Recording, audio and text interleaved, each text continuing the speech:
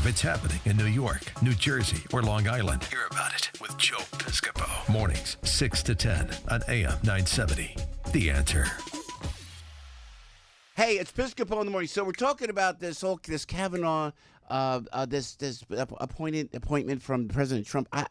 Listen, he seems like such a nice guy. By the way, his presentation yesterday was brilliant. The president, and I got to give the president a shout out. And sometimes I hope the White House is listening. That's my President Trump right there.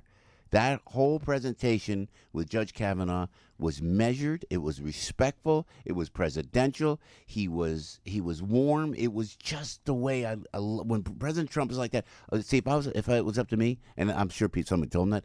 Don't tweet ever. Just act like that. Do completely what you're doing. You'll be down. Go down as one of the greatest presidents in the history of the United States of America. Well, I think the president did great yesterday, and clearly Judge Kavanaugh. He was wonderful. Kavanaugh was wonderful. Well, look. So I thought Judge Kavanaugh. Clearly he's an intelligent guy. Comes across as a charming guy and a nice guy. You know what? If you look at previous Supreme Court nominees, Gorsuch, Alito, Kagan, Sotomayor, Roberts, they bring with them a certain a level of authority that I don't feel like Judge Kavanaugh conveys. And so Judge Kavanaugh is going to be up against a multi-million-dollar ad campaign, and he's going to be up against the snarkiest and most intelligent senators and their investigators anywhere in the history of the world. So I don't know that his style, that kind of aw shucks presentation, is going to play well on a national stage. I mean, Gorsuch was unflappable. Alito, unflappable. Remember his back and forth with, all those guys. Even the Democrats, Kagan and Sotomayor, they could not be flapped. I don't know that Judge Kavanaugh is that same. He doesn't come across conveying that same kind of authority. I remember when I was researching the potential nominees. Judge, when he was appointed by George Bush, Senator Leahy referred to him as the Forrest Gump of Republican politics, not just because he was everywhere at the time, but because his style about Judge Kavanaugh. Yeah, because I don't know, his style's a little goofy. It's a little goofy. Judge Napolitano on Fox News a few minutes ago said, I am disappointed in the president because this is not the type of person that he said he would pick. This person is at the heart and soul of the D.C. establishment. Exactly. Exactly. See, leave it. Thank you, Al, for saying that, because leave it to Judge Knapp to be concise in that regard. And that's going to be one of Kavanaugh's problems. So I voted for Trump because I wanted to drain the swamp, upset the apple cart. I wanted a populist revolution where people were going to storm D.C. with pitchforks, throw all those Bush elitists out there, throw all those academic elitists out there, and have a populist revolt. Unfortunately, at least when it comes to the judiciary, we're not getting a populist revolution. We're getting more of the same. We're getting of these guys. I got no argument for could this guy. Easily have been appointed. I got no argument for this guy. This is, in some ways, don't you think this is calculated by the president?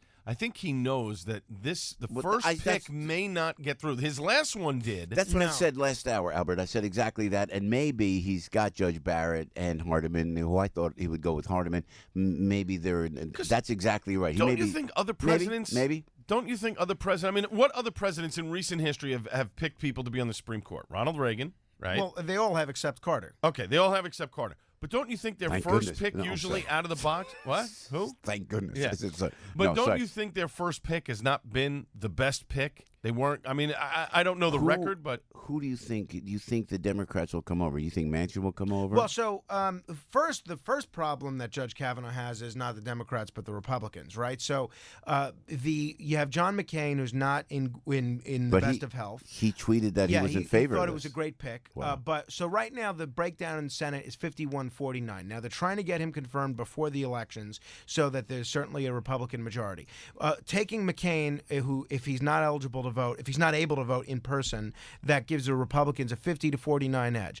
Then the three potential problems for Kavanaugh are Senator Susan Collins, who it says unless someone's determined to maintain Roe versus Wade, she's not committed to voting for them. You have Lisa Murkowski, who's similarly moderate when it comes to social views. And then you have Rand Paul, who said that he wouldn't vote for, he's told colleagues he won't vote for Kavanaugh. And then now he's saying publicly he's going to approach these hearings with an open mind, and he's looking forward to meeting with Kavanaugh.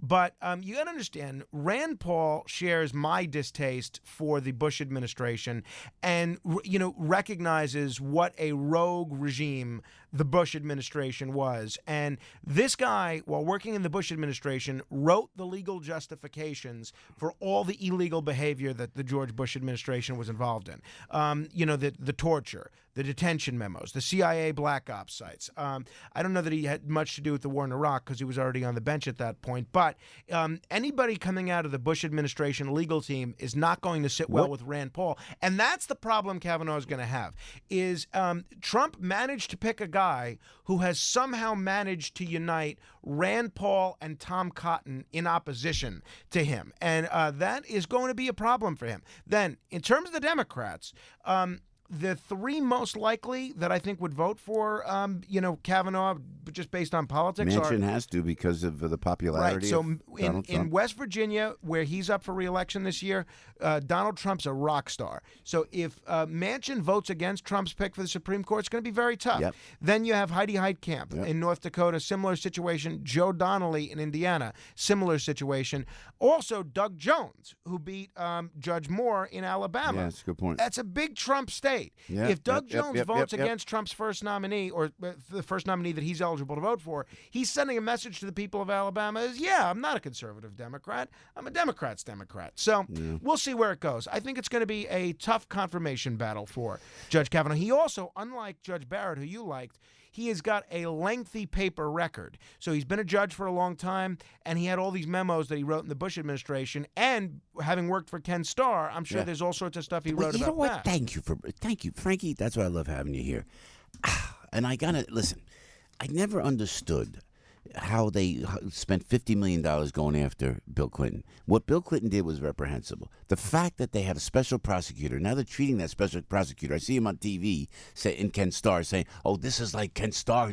I was embarrassed at that whole episode. I was embarrassed at the left for allowing Clinton to get away with what he got away with in the Oval Office. And I was embarrassed on the right for going after and spending the tens of millions of dollars on this when they should have put him in a back room and just really smacked him upside the head, the president, and go, stop this. We know what you're doing. Now, here's the favors we want. Just stop. Don't bring it out. Because Joey was, in high school then or whatever he was, and I have to explain to him what was going on, how embarrassing it was for parents to see what Bill Clinton did, and then you're going to have a guy go after him and prosecute him, and this is who Kavanaugh is attached to? The whole thing I don't like. And what did Kavanaugh do in the Bush White House? Was he like He had several positions, but he was a lawyer. He was a lawyer, he was part of the legal team. That was most of what he did for the first year or two. And then in 2003, I think it was, President Bush appointed him at a young age, at the age of 38, to the appellate court. They have, what's a group of sharks together? What do you call it? A school of lawyers? Is that what that was? Is that what that is? Well, I mean, what do you have? Like a whole bunch of lawyers in the White House just advising? Yeah, I mean, there's a lot of memos to write. There's a lot of legal justifications for doing illegal things. Yeah. Well, listen, we wish him all the best, but he seems like a very, very decent man. Sure. He's a beautiful family man, but I agree. Anything from that whole era, I don't know. Exactly right. You hit it on the head. And what Judge Napolitano said, it was too much into the swamp. It is, and I was hoping for something just a little more innovative. While he's got a pretty reliable conservative record, it's not 100% conservative. Really? And there are some conservative activist groups that are not pleased with him. Mm-hmm. So he could end up almost like a Harriet Miers, where, remember, Harriet Miers who was George W. Bush's pick, was not killed by the left. She was killed by the right. Yeah. So you could see a situation where you have this unique coalition of forces on the left and on the right that gather together to torpedo his nomination. And that could be bad news for the president if the Democrats regain control of the Senate. Bad news for me, bad news for you if you don't make that deal. I was thinking of that. The Godfather quote, please. Salute to. Yeah. What, that actor did 2 movies. Who was what was the name of the actor who played Sollozzo in The Godfather? He was brilliant. Yeah, he was the way they lit that. Oh, let me worry about Luca Brasi. Yeah, well, I'll let me worry about Luca Brasi. Yeah, you know? Alaterri. Oh, was the Alaterri, actor. very good. I Yeah, looked yeah. it up. Yeah, I no, didn't. no, come on. But He did 2 movies. Well, he was only alive 3 years after The Godfather came out. But He got whacked? No. In real? He had a heart attack at the age of 47. Stop it. Rest in peace, Al. Anyway, only we can take from the Supreme Court to The Godfather. But it all kind of ties in somehow, doesn't it? Everybody knows this guy. No, everybody knows he can do a radio show. Joe Piscopo. Mornings, 6 to 10 on AM 970. The Answer.